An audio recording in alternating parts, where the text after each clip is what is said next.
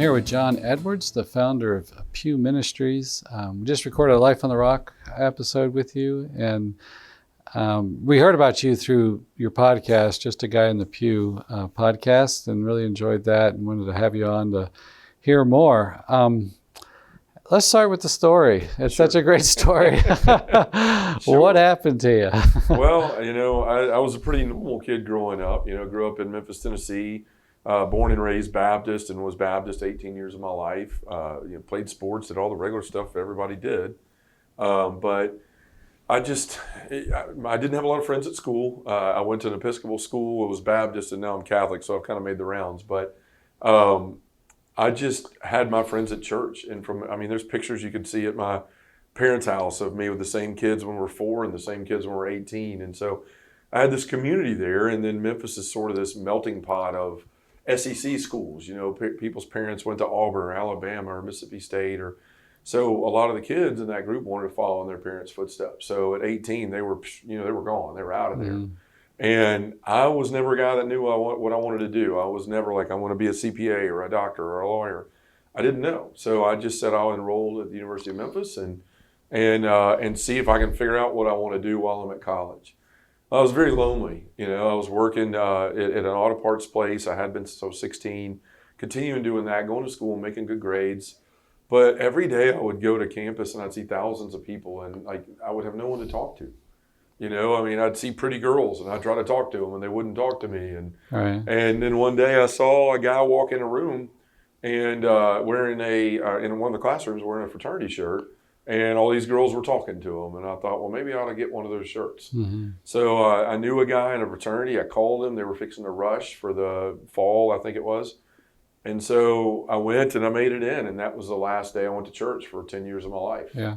And your upbringing was a devout Baptist? Your parents took the faith seriously? Yes. Yeah. They dropped us off for Sunday school every week, and then came back and went to church with us. My parents were a little older than most of the people that were in their Sunday school, so they didn't go to that per se because they felt weird because of the age difference. But yeah, they were always, my grandparents were, don't work on Sundays. You can't even cut the grass. You can't. They were very religious in that way. And you took it serious in high school. I did. I grew up going to mission trips and vacation Bible schools where a lot of times at school I get made fun of a lot when I was young, because we'd come back from the weekend and people would say, well, I went skateboarding, or I did this, or I went to a concert, and they'd say, what'd you do? Mm-hmm. And I'd say I went to a special friends camp and I helped, kids with special needs have a camp that weekend, and I'd get made fun of, and things like that. So that's why I always kind of ran to church and had that group that was supportive. And when I got into college, I didn't have that, and I started looking for that in the wrong places. And I give talks to high school kids, and kids are getting ready to go to college a lot. And what I tell them is, they're excited to leave their parents. They're excited to be able to do what they want to do on their terms. But I tell them freedom's a good thing if you know who you are. Right. If you don't, then you start looking for other people to tell you who you are. Yeah. And that's exactly what I did. So I started seeing people smoking pot. And I go, well, those guys like those guys if they smoke pot, so I'll smoke pot. And, they like these guys that get real drunk, so I'll get real drunk. And next thing you know, it just led me through all of these things. And I did a bunch of drugs and wound up doing cocaine. And that was something that followed me through college and 17 years of my life. Yeah, wow. So what happened then? You had a good part-time job and were successful with that, and you got married young, and Yep. So we, in college I was very lonely. We kind of pulled away from the fraternity, and it was just a couple of us doing the drugs all the time, and everything I said I wasn't going to do started breaking and falling. Right? I'll never buy it. I'll never have the guy's number. I'll never do it by myself. Yeah. Well, those all felt like dominoes. I wasn't seeing any girls in my life because I was basically working and then doing drugs at night. And all this time I started working my way up in this company. I never did anything while I was on the job. I would go to work, do the work, and then I would, live hard at night. Yeah. And so I was very lonely, very isolated. And one night I walked in this bar with my little sister. She'd come in town, and we were meeting some friends of mine that she liked. And everybody left early that night, but this girl walked in from college that I'd known from years before, and she sent a friend over, didn't recognize me. I'd gained some weight and grew a beard or something. But we go sit down and we started talking, and Next thing you know, I realize she likes me, and we go out the next night and we get married a year later. This whole time I was thinking, man, this is what I need in my life. Like, I've been waiting for something that will make me stop doing this. Yeah. And I'm going to get married now. Now I got to get serious. I'm not a kid anymore. It's time to grow up. But it didn't work. I immediately, it's after our marriage and honeymoon and all that, I started doing the drugs again. Yeah. And she didn't know. I hid it from her, I never did enough to show that I was messed up or something around her. So we started talking about having kids. And next thing you know, Jacob comes along, my now 11-year-old. And I remember thinking, this is it. Like, I'm going to stop while we're trying to conceive. I don't want anything to happen to him health-wise. And I've always wanted to be a dad. And I've always wanted a little boy. And I'm going to get one first. And, and this is it. I'll stop. Well, it didn't happen. Yeah. Next thing you know, Angela says we're pregnant with twins. Yeah. And I said, this is it, right? You're going to have 3 kids. Yeah. I'll stop. Didn't happen. So that's amazing. You could keep it hidden from her. I would think she would pick up something. Or she was busy doing what I should have been doing, raising kids, and she worked full times and all of that. So she, she knew something was up, but she didn't know what. Yeah. And then my mother was diagnosed with breast cancer, and she had that about 5 years before my son was born, and then she died about a year after my son was born. And when that happened, I basically just told God, I hate you. I said, at that point, I had really looked at my life and how much I lied and just how much of a selfish person I was and how I talked to my wife and, our money was my money, that kind of stuff. And I just remember when that was the only doctor's appointment I ever went to with my mother was when she found out that she was going to die. Yeah. And I went back to their house with them, and they were going to go down to their farm in Mississippi from there just to process it all. And when they pulled out of the driveway, I remember kicking this concrete porch of theirs, which wasn't very smart, but I remember kicking it very hard and just looking up and saying, like, I hate you, God. Like, why does a good, upstanding, God-fearing, kind woman like that have to die and a scumbag like me gets to live? Yeah. And so I told him, I said, I'll never worship you again. And that's where problems really started with my wife and I, is I would go to church, with her so I wouldn't get yelled at, I wouldn't have to listen to her, griping at me. Yeah. But a lot of times I didn't go because I was too hungover. Yeah. But when that happened, it was just like, I'm not going. Yeah. And so that hurt her. The kids were always asking, why do we have to go if Dad doesn't go? And I didn't care.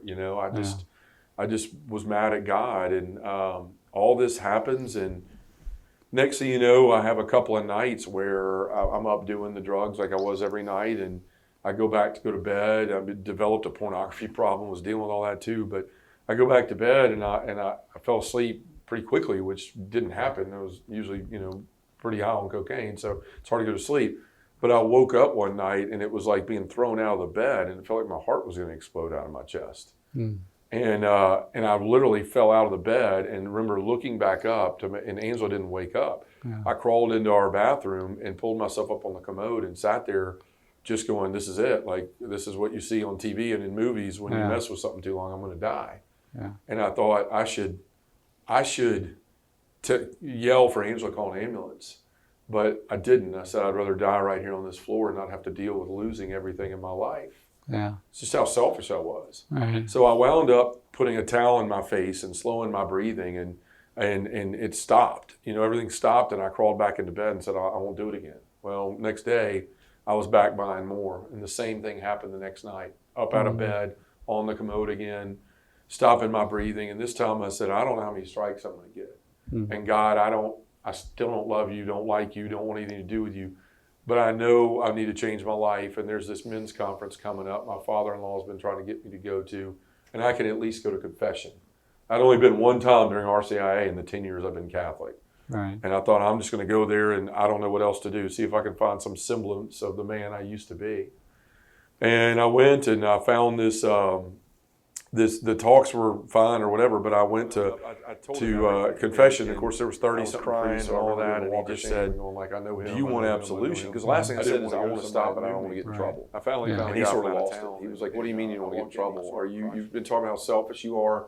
It's not up to you how God stops you from doing this. Yeah. You either want forgiveness or you don't. You need to take that seriously. And I remember thinking, man, he's kind of like I thought it was going to be nicer than this in here, and Jesus is supposed to be nice, right? And so I just said, yes, sir. I want absolution. I want forgiveness. And he gave me, he forgave my sins, gave me absolution. And I walked out of there, and now he retired after that. I don't know if it was because all this stuff I dumped on him or not, but I went home that night and poured everything out and thought I'm going to change my life. And it lasted about 4 days. Yeah. I sold something at work. I was a commissioned salesman, been working on a deal. Poured it out to your wife? Yeah, I poured out all the booze in the house. Threw away the drugs and all of that. And she probably wondered, something's finally working, I don't know. But 4 days later was Holy Thursday, and I'd been working on this big commission deal that was going to pay me more in one sale than I made all year. And a guy happened to call me that day and said, I want it, come here and let me sign the paperwork. So I went down there and did that, and I started to go home, and I was excited, just this endorphins fired off, and I thought I need to celebrate. And for me, celebrating was doing drugs. So I was supposed to be picking up my son from my father-in-law's, and instead I took a detour and went to this drug dealer's house, ran in, bought the $40 worth of cocaine and only bought, and next thing you know, I pull in a gas station down the road, and I hear this whoop whoop siren behind me, and the DEA's behind me. They were watching his house, and they were arresting people all day, so they grabbed me and pulled me out of the car, find the drugs, throw me in the back of a police car, and take me down to jail in downtown Memphis. And at that point, I'm thinking, this is it. And it's been several hours because they took me to a place to, question me and all that. And then they took me to a place to bring me in to process me. And we're sitting in this long line, and these two police officers are kind of angry because they were about to get off work, and now they got to stay late because of us, me and this other guy that were in the car. And I remember one of them looking in the rearview mirror, looking at me, and I had my work stuff on. He goes, "You don't look like you've ever been in trouble in your life." I said, I haven't. Like, I've never done, I made some dumb choices. And I said, all I am is I'm worried about my wife. It's been 3 hours, and she doesn't know where I am. And he said, well, we're not moving anywhere. I can get the phone out of the trunk. I can't uncuff you, but you give me your number, I'll put it in, and I'll call her for you, put it to your ear. And the first thing I said was, well, I'm afraid of what she's going to say. And he looked, I'll never forget, he was looking at me in that rearview mirror, and he goes, is this about you or about her? And that's how my whole life had been. It was all about me, right? Yeah. And so he let me call. I thought you make a great point, too, about how the addiction just turns you in on yourself and makes you more and more self-centered, self-focused. I need this, want this, do anything to have it, buy. So, it is. You just, nothing matters but what you want. It's really what it is. You're a good father when you want to be, a good husband when you want to be. Yeah. But other than that, it's like, my wife used to ask all the time, why don't we ever go out anymore? Why don't we ever go on a date or go to dinner or meet people? Yeah. It's because I was fine sitting on a couch with everything I had. Like, I didn't need to go anywhere else. Right. And so, but we're in that car, and I called her, and she answered, and she said, oh my gosh, where are you? I'm so worried, and my parents are calling people. I've been calling people. Where are you? And I said, Angela, I'm in the back of a police car about to go to jail. And she said, what happened? And I said, I was arrested for the possession of cocaine. And there was just silence. And she said, I hate you. And she hung up the phone. She goes, I knew there was something like this going on. I hate you. And at the time, it didn't hurt because, it felt good for her to finally know. But not good, but at least she knows now. Yeah. And the other piece was just, I was more worried about, I've never been to jail and what's going to happen when I go in that place. Yeah. Memphis is one of the most crime-ridden cities in the country. And I wasn't looking forward to whatever may happen when I went in there. Yeah. So they go in, they take the mug shots, all those things. And about 4 a.m, this is going on now, no food, nothing. They take me back to get clothes and all of that. And they give you a bag full of scrubs and stuff like that to put on, and blankets. And there was a phone there you could use. I called her again at 4 a.m, and she said, John, I know where you are, and I don't care. I've got to take the kids to school and go to work because you're not here. Yeah. And hung up the phone. And there was a whole Law and Order scene, man. You're in this line, and then you turn down this, cell block, and we march down there, and I'm holding all this stuff, and then I'm standing in front of this cell, and the door opens, and they tell us to walk in. I turn around, and then I see this door just very slowly just and shut, and the lock snap. That's when I realized my life's over. Right? I can't go anywhere if I want to. If I want to go to the bathroom, it's in front of God and everybody. Yeah. And so I was so tired, I turned around and looked at this nasty bunk bed, and I took one of the blankets, threw it down, and laid down and put one over me and fell asleep. Yeah. Right after that, I woke up and I was still under the blanket, and I thought I'd had a nightmare. I was was like, oh, thank you, God. Lesson learned, right? Like, I'm never again. Yeah. I sit up and my head hits the bottom of a steel bunk bed. I mean, for those listening, I'm 6'8", so like it's hard to get under that bed in the first place. But Yeah. I sat up, my head hit the bunk bed, and I went, no, no, no, no, no, no, no, and I threw my legs over the side and center block wall a couple of feet from my face, and I start looking around and just rocking back and forth, just like on the toilet that night when I was on the commode that night when I was having that panic attack. And I just started going, no, no, no, no, no, no, I'm gonna lose everything. I'm gonna lose my wife. I'm gonna lose my kids, my job. Yeah. Everybody's gonna find out. Everybody's gonna know. And just yelling out loud in that cell, no, no, no, no, no. And on the edge of feeling like I was about to have a heart attack, all of a sudden this just crazy peace came over me. And I remember stopping, like in motion of rocking, and I just all of a sudden I heard my own voice say, "At least now I don't have to lie anymore. At least now everyone will know the truth." Right. And it was like all this weight that I'd carried on my shoulders just fell off of me in an instant. And I remember thinking, okay, well, my wife's not going to come bail me out probably. I don't know. I haven't had another phone call. I don't know when I'm going to get out of here. All I can do is concentrate on what am I going to do when I get out of here. Yeah. And I started thinking about everything I'd done in my life, about like how I may never have privileges to see my children again, and how much time I wasted not being a good father and not spending time with them, and the time with my wife that I treated her terribly. And then my mind went back to, where did this start? And it went back to when I made the decision to quit going to church and quit having a relationship with Christ. And I began to cry, and I just was like, Jesus, I'm sorry. I know it was immature of me to blame you for my mother, and I know all these things, and I'm so sorry for being selfish and for hurting people and for turning my back on you. And if you'll just give me another chance, I'll do whatever you want. I'll do whatever you want. And all I want, I don't care about my job. I don't care if I lose that and the money and the house and anything else we have. Just give me a chance to be a good father and husband. Right. And I can remember looking back now, it was almost like he had his arm around me. And as much as I was crying and saying, I'm sorry, it was almost like he was saying, John, I was what you needed me to be, but now I need you to be something different for me. And that's when we started having a conversation about what that meant. And I started remembering all these memories of being 8 years old and talking to kids about Jesus and going to these mission trips and how joyful my life was. And I just said, regardless of whether I get the privilege of being with my wife and family, I'll serve you. Whatever you want, I give you my life, and I mean, look where I landed trying to run my own life. I'll give you a shot. Yeah. And the bailiff showed up shortly after that, and the door opened, and she said, you have a visitor, which surprised me. And I go, and it's the Law and Order scene with the glass and the payphones and I sit down, and she's crying. My mother-in-law's there, and she looks like she's crying and wanting to murder me. And and I just start saying, I'm sorry. And she says, stop. Angela says, that's my wife's name, Angela. She said, stop. I need you to know I'm not going to divorce you. And it just shocked me. That was the first thing that she said. And she goes, it has nothing to do with you. It has everything to do with the vows I made to God. And at that point, I was just like glad to hear she wasn't going to divorce me. And she said, I posted bail. You should be out by 9 o'clock tonight. You can't come home. I'm going to go to my parents' house with the kids. Your sister's going to come get you and bring you by our house to get clothes. And then you're going to go to your dad's for the weekend in Mississippi, our farm. And so she left. I sat in the cell talking to Jesus for about 6 more hours. And they called me to release me at 9 o'clock. And when I walked outside expecting to see my sister, it was my father. My father and I love him to death. He was a good father, but he was never a guy that said, I love you or I'm proud of you.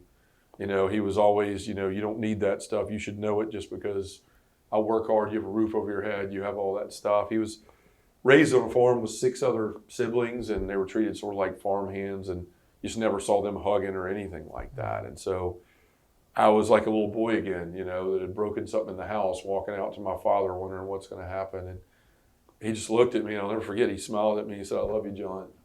And he hugged me, and he said, let's get in the car and let's go. And he told me, you probably need to call your work. I looked down, and my job had figured out what had gone on. And so I called my boss and told him. He said I had to be, come there after I went to court Monday. Went by my house, and we went into the den where my kids were always playing. It was very hard not seeing them there and not knowing if I'd be back or not. And that was the first time your father had told you something like that? He had said he loved me, in passing, that kind of stuff. Yeah. I didn't see him. I'd seen him cry once in my life when a guy that he worked with died that was sort of like a father figure to him. But it was just really what it means to be a man is to be stoic and to be, Right. self-sustaining and Yeah. all those things. So we got in the car and he took me to my house and I went in there where the kids were, and it was very hard, and grabbed clothes, and we got in the car for this 1.5-hour ride to Mississippi, and we started talking about my mother, which is something we didn't talk about a lot. It was very hard for him when she died, and he blamed God too. And I remember him asking me, and this was a very painful question. He said, "John, is there something I did to cause this? Was I not a good father?" Sorry, a little choked up just thinking about it now. And I just couldn't believe it. I was like, please don't let my mistakes convict you of something you didn't do. Yeah. I said, "Dad, I made my own mistake, my own choices. I'm an adult, Yeah. and you didn't do anything wrong." And just was the realest conversation I ever had with my dad. And we get down there and go to bed, and the next day, Saturday, we wake up and my sister's there, one of my aunts, and my dad didn't want to tell my aunt because she was older and didn't want her, have a health issue when she found out what had gone on. So long story short, I just felt very restless.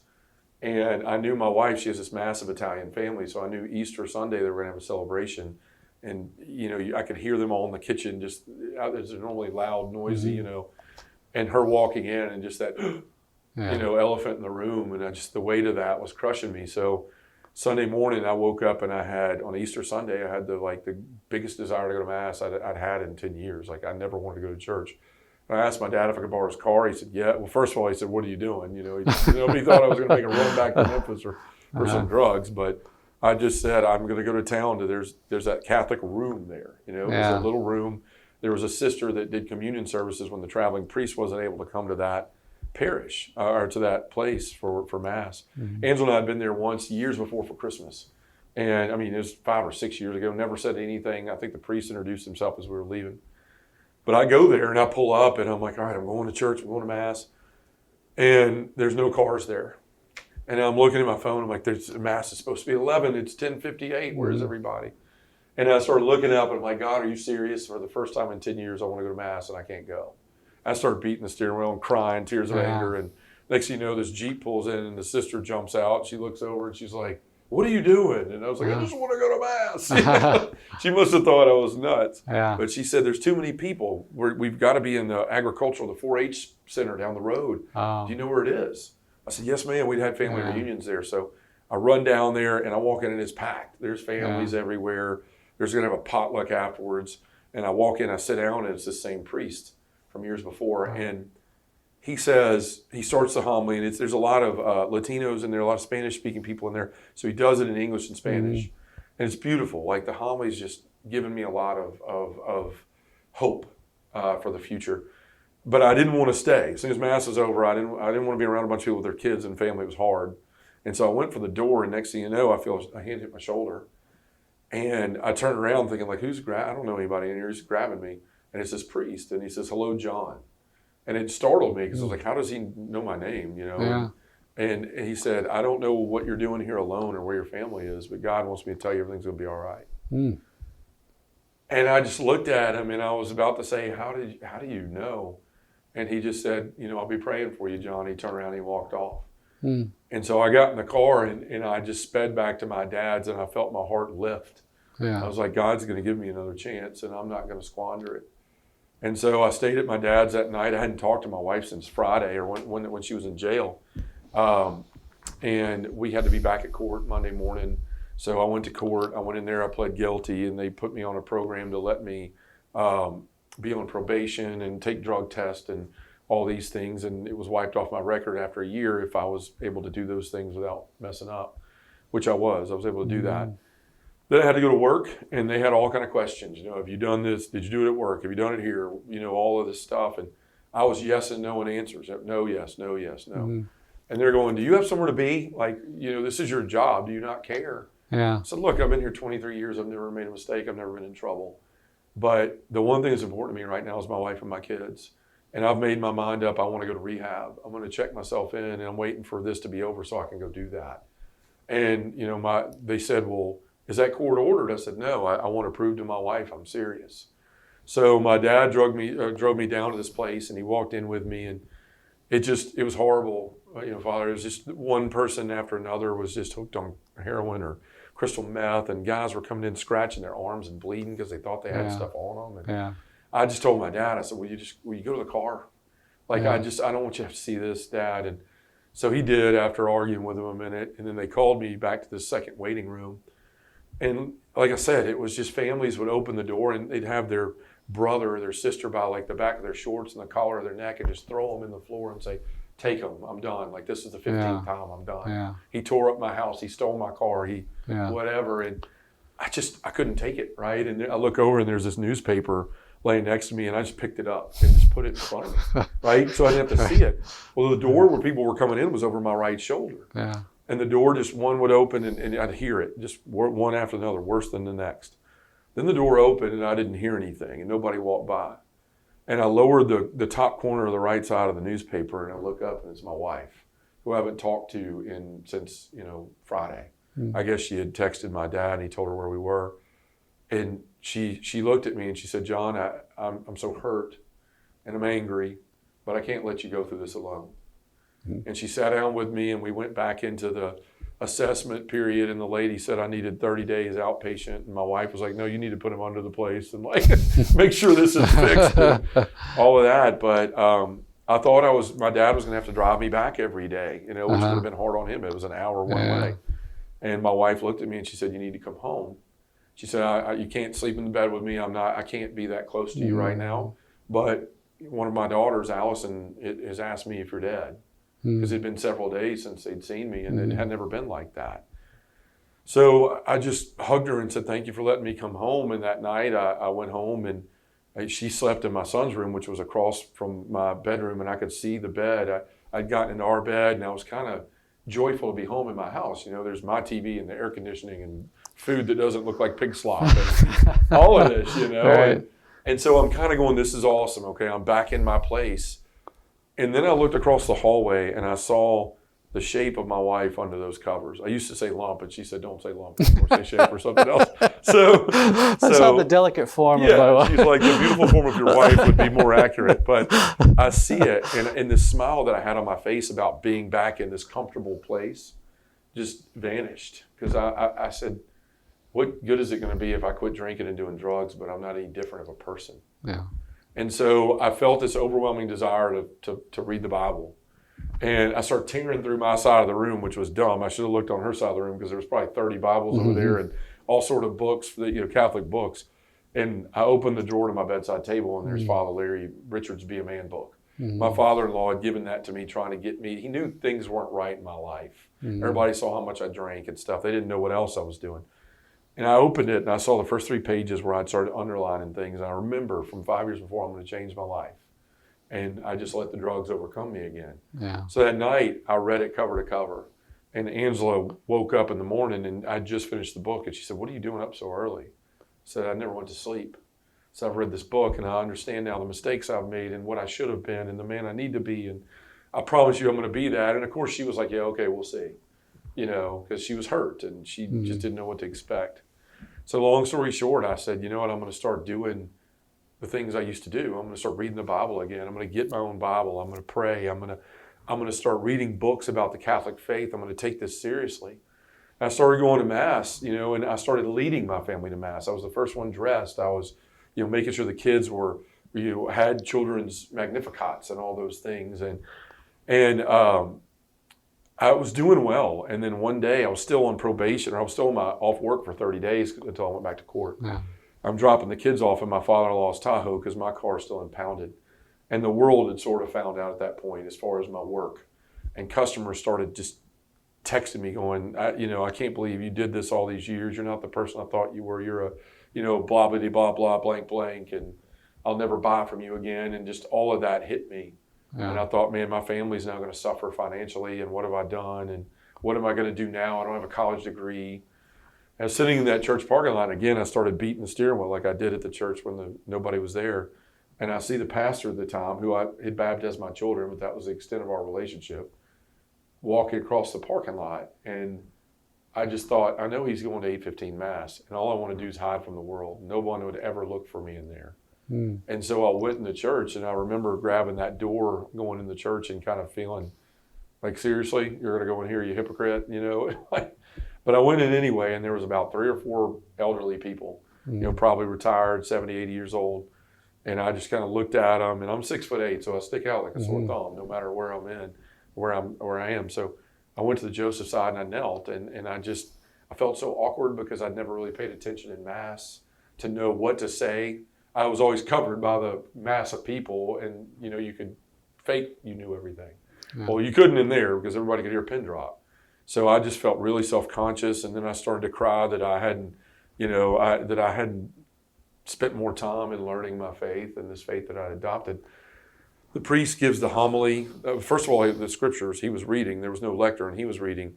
And the readings just spoke to me where I was and spoke of hope and changing and all of these things. And then he gave a homily about that. And I started realizing about halfway through the homily, I was just sobbing. And I was trying to keep quiet, and I could tell people were looking at me.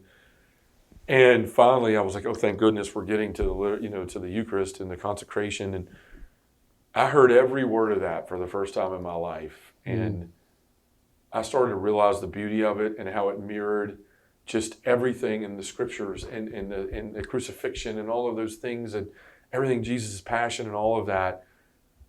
And I hadn't put it together until then.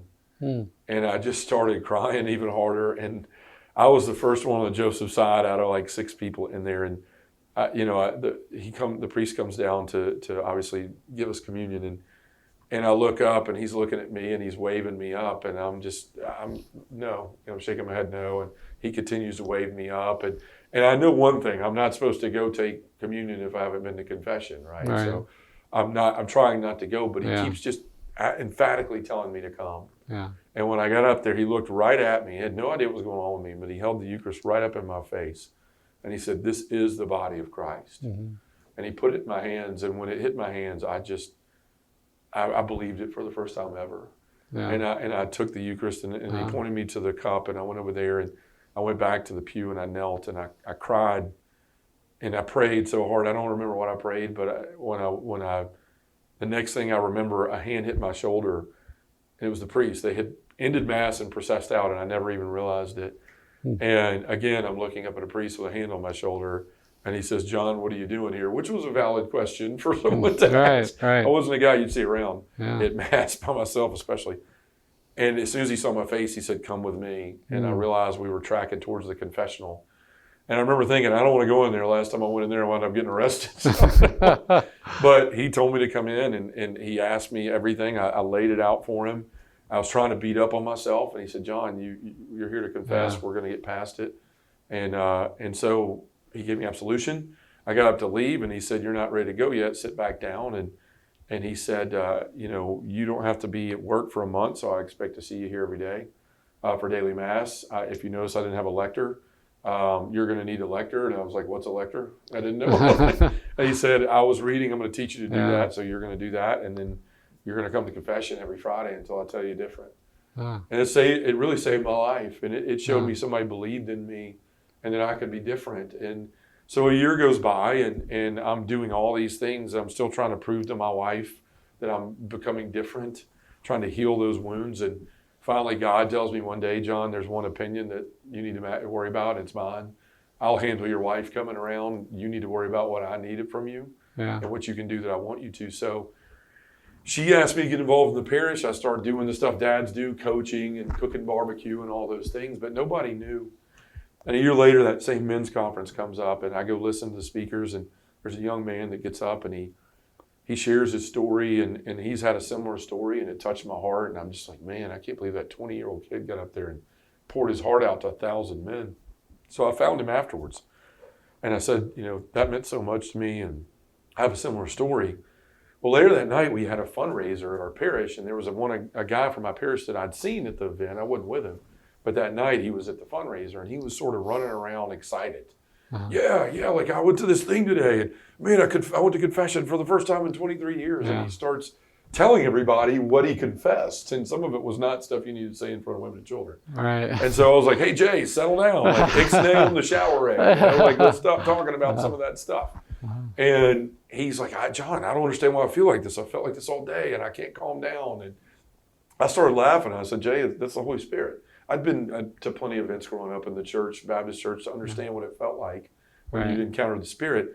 And so I just said, Jay, that's the Holy Spirit. And he goes, well, I'm cradle Catholic. I should know what that is, but I don't know anything about the Holy Spirit. I know about God and Jesus. Mm-hmm. Could you tell me? And so I started to tell him, and then all of a sudden I feel the devil just start accusing me.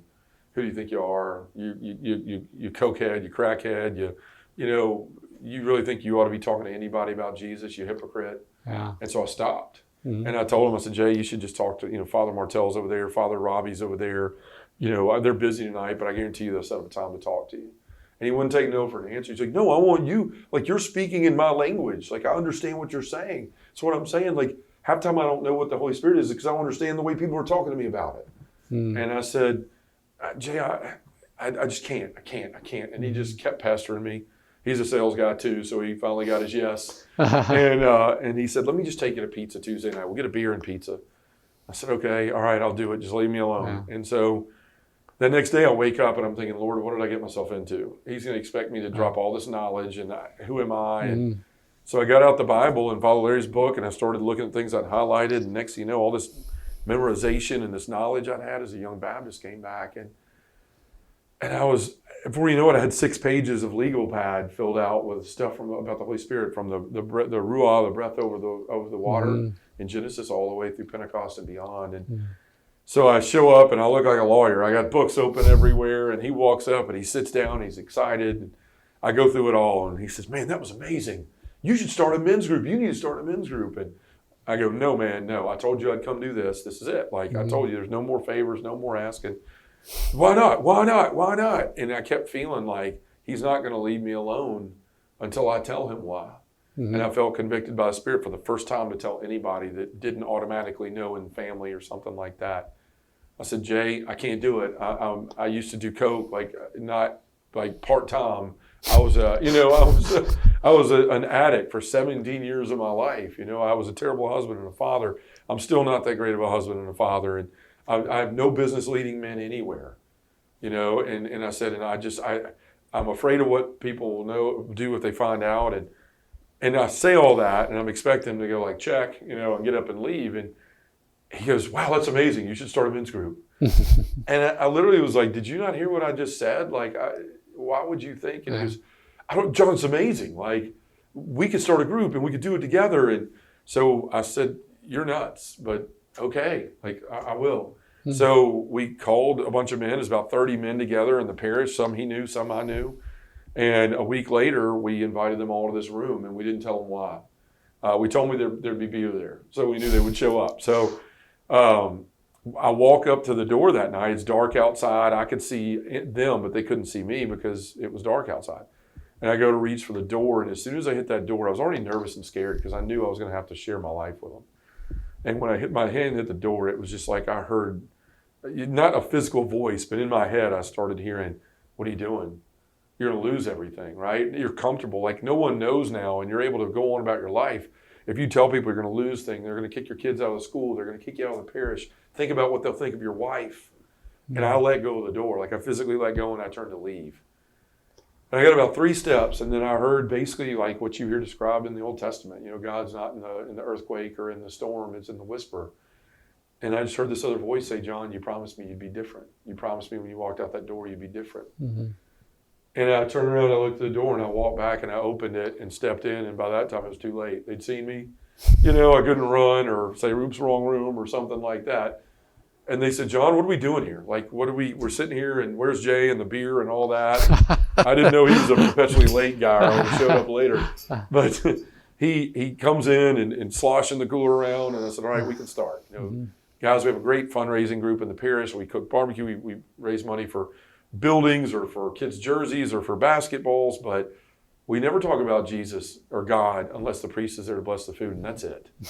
And I said, and let me tell you what an issue that can be in your life if that's the extent of your relationship with Christ. And I just went, you've been going to daily mass, regular confession, praying. Mm-hmm. Yeah. I started to see the difference in my life, and that my life had changed, and my perspective and my desires had changed.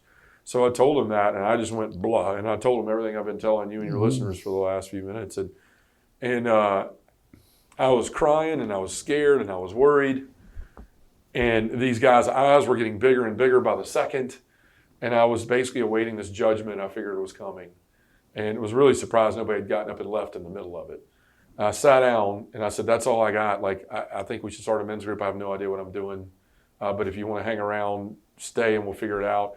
If not, you can leave. I know you didn't know why you're here and this isn't entrapment. You can go.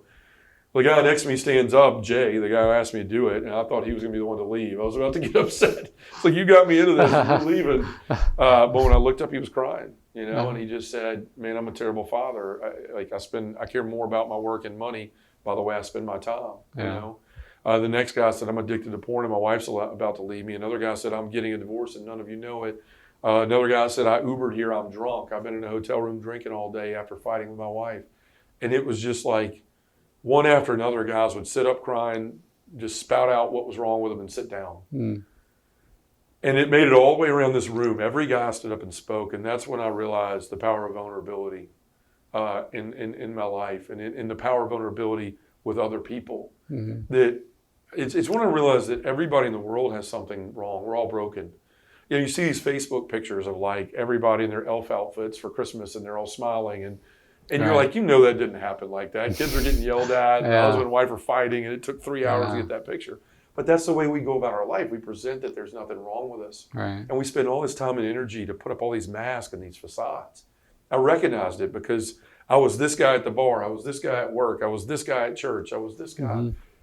And so all of a sudden all those masks fell off all of us. Yeah. And I realized like other guys were going, you can say stuff like that?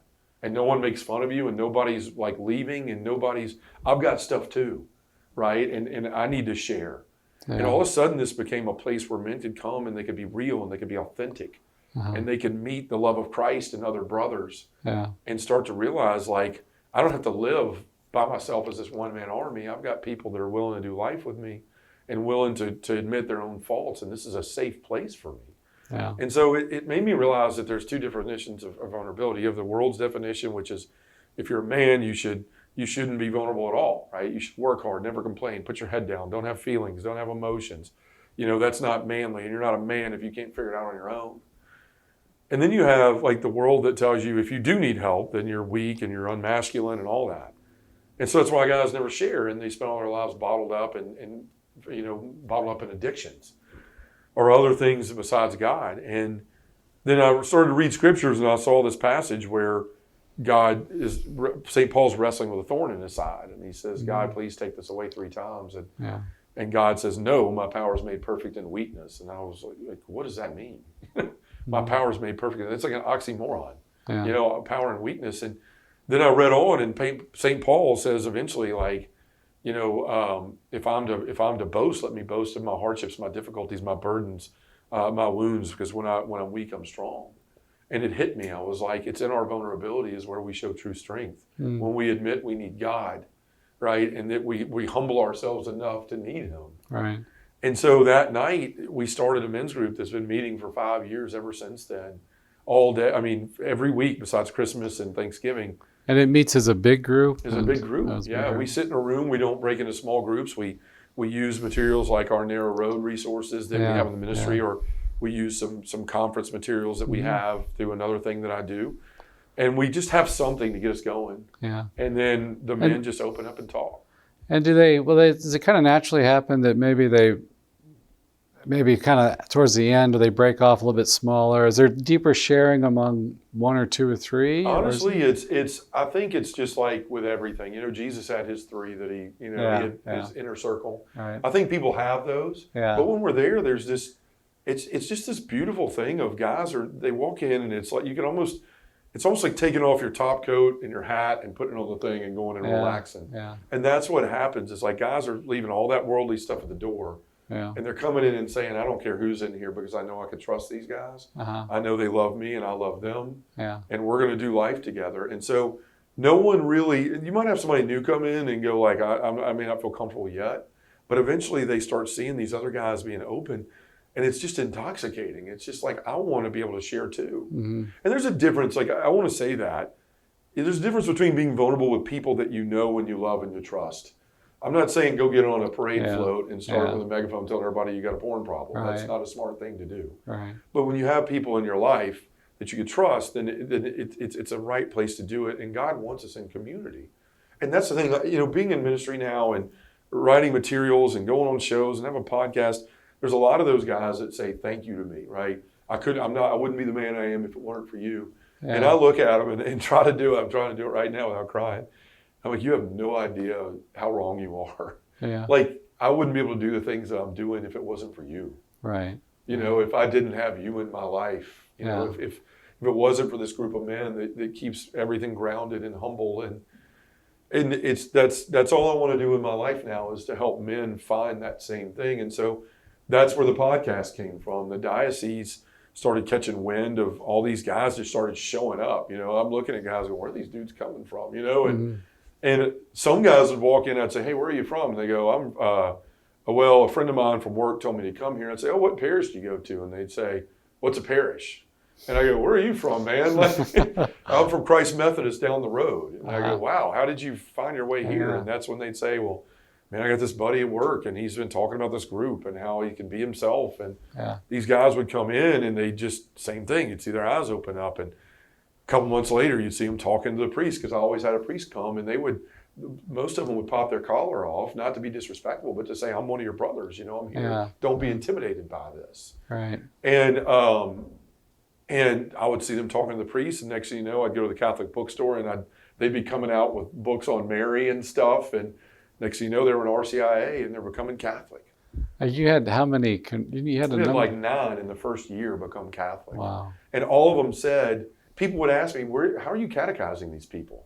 I'm like, I don't even know what that means. But I was like, I know what the catechism is. I assume you're asking me, like, how are we teaching someone the faith? And would the format be like somebody would give a talk? And no, we just would, in the beginning, I put out pieces of paper and said, what are you guys struggling with? Write it down in a couple of words. And it was so much of the same stuff, you know, being the dad, being present at home and not carrying work in with me.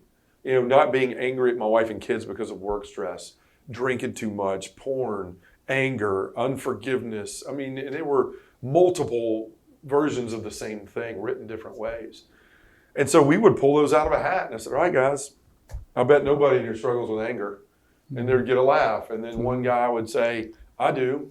And I want to know, is there such a thing as justified anger? Yeah. You know, is there something as righteous anger? And so we'd go looking at scriptures, and we'd look at, you know, Jesus turning over the tables in the temple, and we'd look at why that happened, and the difference between just being mad at something and being righteously angry, and the fact that God gives us emotions for a reason to use them, but we have to use them in the right way. And we would just talk about those things, and every one of us would leave feeling like some sort of burden was just lifted off of us. Didn't mean we were fixed, didn't mean we were healed, but guys would start going to confession, they'd start going to mass, you'd see them in adoration, they'd start going to Curcio and things like that, and people just started transforming, and you know, it was really, now that I look back at it, it's sort of like what Jesus did. Like, Jesus didn't walk up to Matthew and say, hey, Matthew, here's these 617 Levitical laws. Memorize these and then come follow me. Yeah. No, what do you seek? What are you looking for? Right.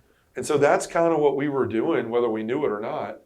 And these men were finding something there. And then along the way, I started going, okay, well, this is great. We got a lot of men coming, and there's people from all over the diocese, and it's growing. But it's not about the numbers. It's about people's individual progress. And like, we can't just show up and talk about how terrible we are all the time. We've got to be better, right? Now there's the discipleship piece. So I had a lot of guys that were calling me. I was still working at the auto parts place. I hadn't moved into full-time ministry yet. And guys would call me every week, and they'd say, hey, John, my life stinks, man. My wife and I are fighting. My kids and I are at odds. My job is terrible. And I'd listen to them for an hour, an hour and a half. And I'm going like, man, I'm supposed to be working, you know. And I don't understand the scriptures. And I'd say, well, today, this is what I think it means. And that makes sense, thanks, you know. And they'd hang up the phone. Well, I started to realize as I was in adoration one day, I was like, God, I feel like we've made progress, but people have to live it now, right? We can't just go in here and dump our problems. We have to go live the life you called us to. So it was like, how do I do that? And I over time, praying over a few weeks, I just sort of heard him saying, John, what you're doing is great, but you've become a crutch for these men. Like, you're doing all the work. Yeah. And yes, they're sharing, and yes, they're opening up, but are they praying every day when they're not with you? Are they going to mass when they're not with you? Are they growing on their own? So this one guy called me one week, and the Lord had just said, you got to make them stand on their own 2 feet. And I say that in humility. I'm not trying to brag on what I was doing. it was obvious that guys were sort of leaning on it instead of doing it themselves. And so I just heard God kind of tell me to take the crutch away. So this guy called and he started in on it. I said, hey, before you get started, have you prayed? No. Have you been to Mass? No. Have you been to confession, adoration? Have you done anything spiritual? No. Call me back when you've done anything. And he would, and I hung up the phone. And he was mad. He called me back that night and he said, I can't believe you hung up on me. And I said, well, what's happened? What have you done differently? Yeah. I went to Mass, and I went to church, and I sat in front of the tabernacle and I prayed. Yeah. So how do you feel? Yeah. I feel better. I feel my head's cleared. I realize that I've been a jerk to my wife, and my kids are angry because they want my time, and I'm not giving it to them. And I was like, wow, you got all that from sitting in front of the tabernacle for 10 minutes. Think about what you could get if you gave your whole life to Jesus. Yeah. And so through that, I started thinking, how can I help people do this? And a buddy of mine, Ryan, and I met, who's on my board, Ryan Foley, he works for Covenant Eyes. And he just said, your ministry is leading men from vice to virtue. And maybe God's asking you to give them the steps to do that, the things you've been doing in your own life. So we came up with a narrow road. It's a resource for men. It's a monthly book that guys sign up for. It's $20 on the site. They get the book every month. It focuses on a singular virtue. So like this month in August, it's courage. And so there's 5 reflections in there. There's one on the virtue from the Catechism, the Scriptures, my own thoughts and feelings about courage. Then there's one for each week. There's 4 weeks. You focus on that, on working that virtue in the 4 main weeks of your life, or 4 main relationships of your life. God first, foremost. If that's not right, nothing else will be. Your wife, your kids, and your neighbor. And so you're not just saying, I want to be courageous and hope it happens that day. Yeah. You're actually seeking opportunities in your life in these small moments, which is where we learn virtue. Yeah. There's not a lot of, world-saving opportunities out there where you can be like Braveheart or something like that and live virtue that way. You find them in the small moments of your life if you're looking for them, choosing the right things, the hard things. Yeah. And so we put together this book that basically has an opportunities for grace chart with 10 simple things I did in my life: morning prayer, daily Mass, adoration, confession, time with my wife, time with my kids, night prayer, Sunday Mass. And there's the days of the month. And guys, you want to grow in your faith? You want to grow? You want more grace? Here's some opportunities. Go live these things in your life. And guys can check the box. They're not check the box things. They're meant to grow in their relationship with Christ, but now they can be positive about the things. They can physically look at what they're doing differently in their life. Right. And they can be happy about that. Then as you go into the week, you look at your plan, and here's the virtue of courage. The root sin is fear. Here's where I see it in my life. And you're honest. You write out, I'm afraid we won't have enough money. I'm afraid of giving more of my life to God. I'm afraid I'm going to lose people if I start worshiping God more publicly. So things like that. And then there's a prayer every month for the virtue. So they're praying to God to help them for the virtue. And they're old Catholic prayers that have been around forever. Then they go to day 1, and there's a thought from the church, which is a quote from a priest, a saint, a pope, a bishop, and that to see what the church thinks about that virtue. And then they say the prayer every day, and then there's the daily gospel readings, or the daily gospel, not the first reading, but the daily gospel. Tells them if it's a feast day or a special day like that. But the gospel readings in there, so one, that men are reading Scripture. I think that's one of the biggest problems is most men, a lot of Catholics don't read, men or women, read the Bible every day. We sort of have the snapshot of the Magnificat every day, and you're not getting before and after, and especially if you're not going to daily Mass. Right. So trying to get people to start reading the Scriptures. And we ask 2 simple questions every day. What is God saying to you in this gospel? And then secondly, how have you lived this virtue out in your relationship with God this week, or your wife? Or and the meeting you all would have is how often? We meet every Wednesday, so 4 times a month. Oh, wow. Okay. At first, people were thinking like this is too much, but we come to realize like we need this in our life every week. Yeah. We have plenty of opportunities to get beat on and to get tortured by the world and tormented by the devil. We need a place every week where we can come together and strengthen ourselves. It's kind of funny. It's if you've ever been camping and you're just looking at a guy face to face. You're like, hey, how's your life? I'm fine.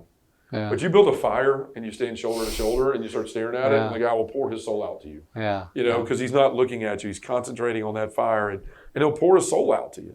And it's the same sort of thing. That's our sort of campfire moment every week, is to come together and just be with each other and pray for each other. And I mean, there's prayer intentions and all those things that happen. We lift up the priest and all religious and anyone leading the faith, that they have the courage to preach truth no matter the difficulty in it.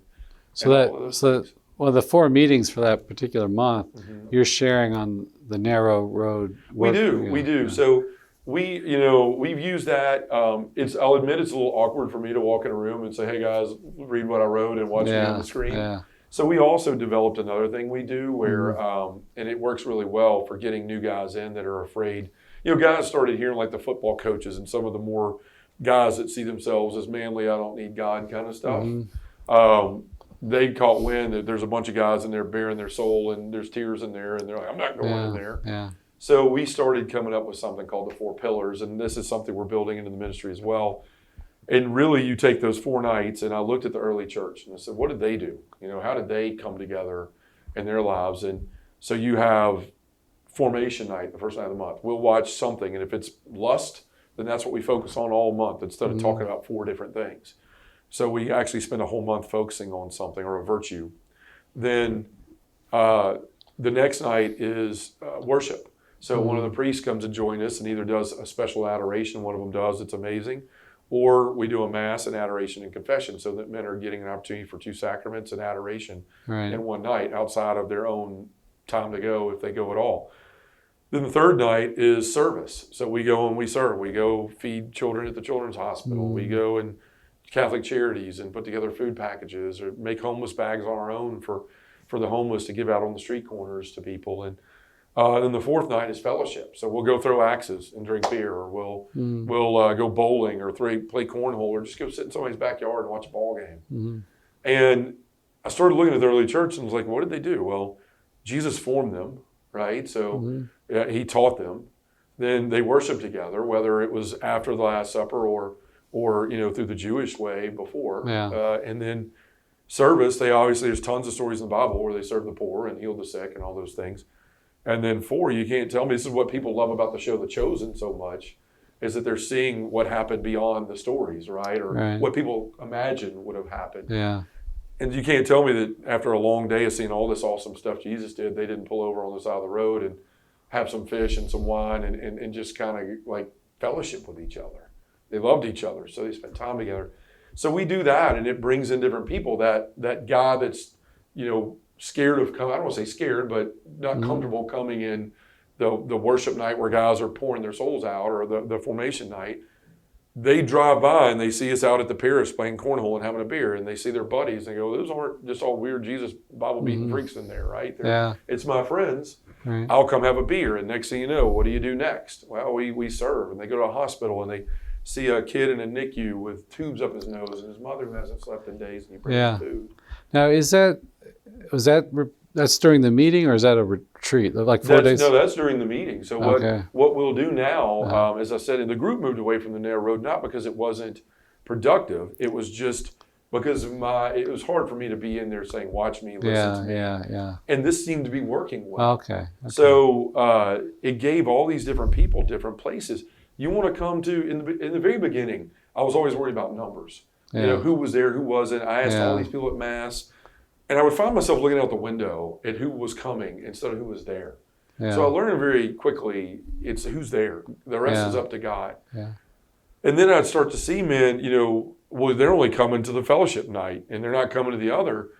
And I'd get upset about it. And then I'd pray about it. And God would say, John, they're coming. Like, just let me worry about that. Yeah. And I've seen so many men start on the fellowship end and work their way into the formation end. Right. And so it's been really helpful. And it's developing relationships with guys. A lot of guys get to know each other because they are drinking a beer and they're not, sitting in a room where they're watching a video about the faith or something. It's more of an open area for them to talk. And and then they move into the more serious function. The next you've got to sort of, you're really talking to the whole person, right? We all like to fellowship. We all like to worship. We all like to serve. We all like to grow in knowledge.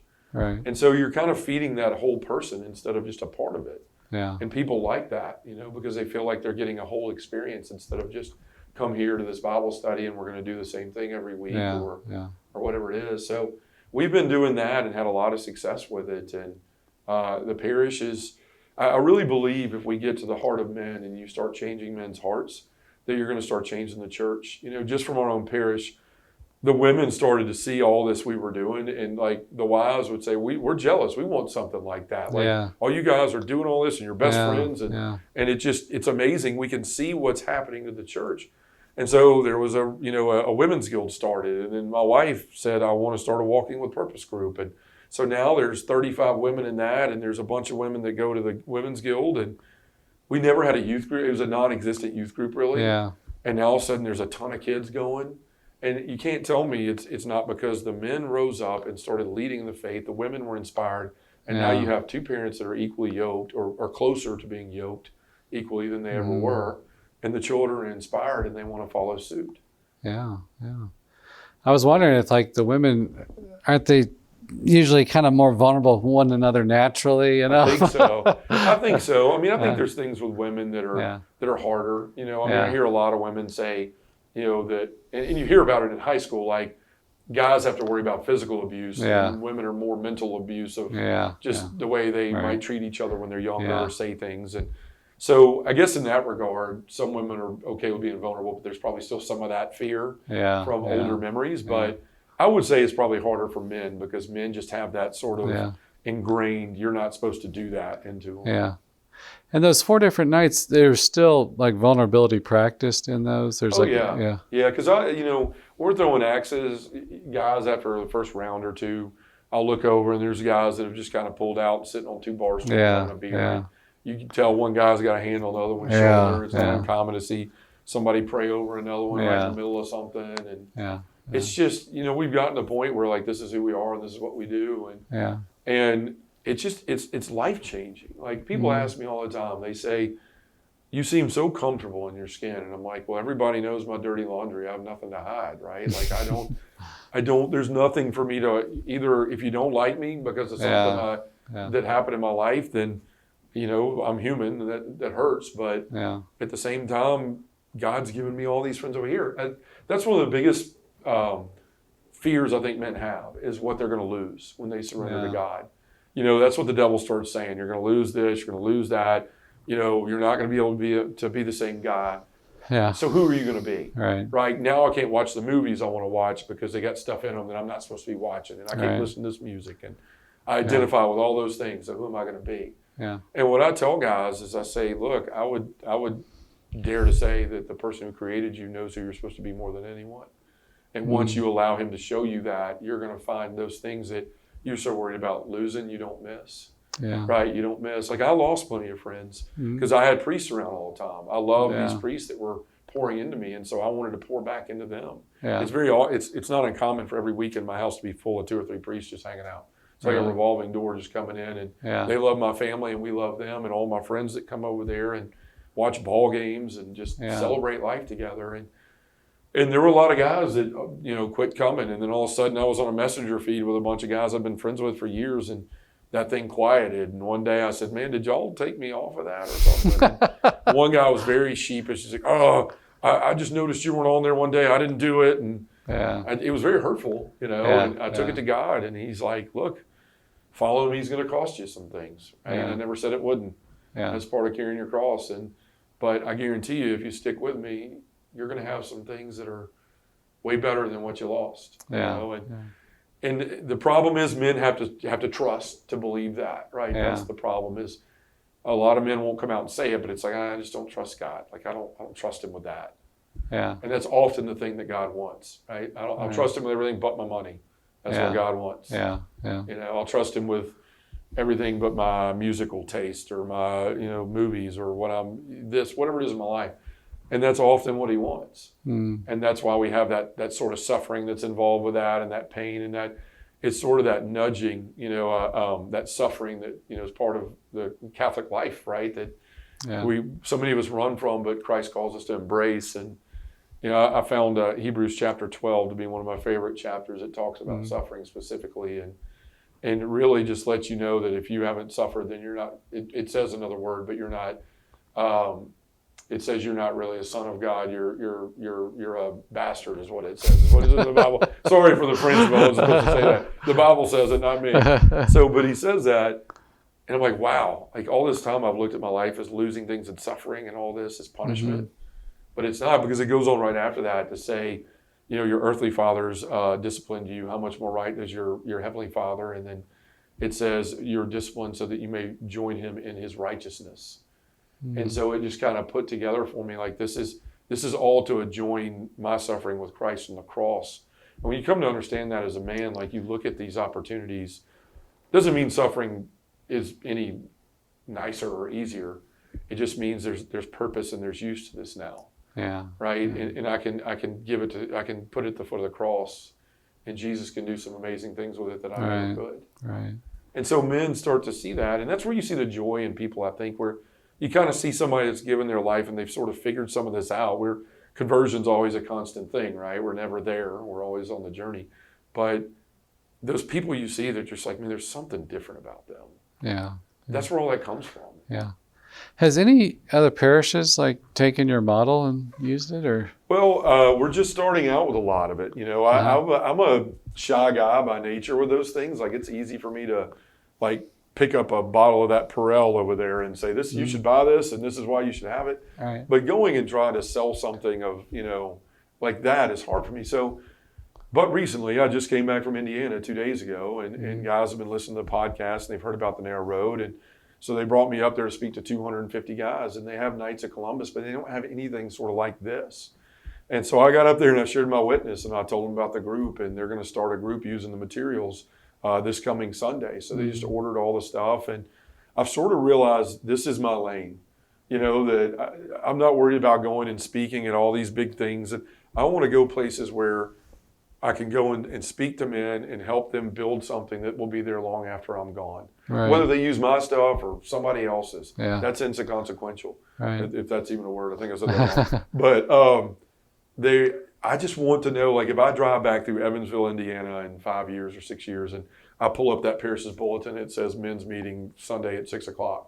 Yeah. And know that, man, there's still guys there doing what we started, and this is still helping their parish. Yeah. And I want to teach men to fish. Mm-hmm. And so from at least the little bit of fishing I've learned. Yeah. And so I've got another invite the other day from a parish out in New Mexico that actually wants me to come do a 4-day parish mission to the whole parish and then help them start a men's group. So I just think that's where it is. I think God calls a lot of guys to be leaders and to lead stuff. Yeah. And they get to that point where they're feeling it, but they go, I don't know what I'm doing. I'm scared. Who am I to lead? All the things I heard, right, when I was trying to open that door.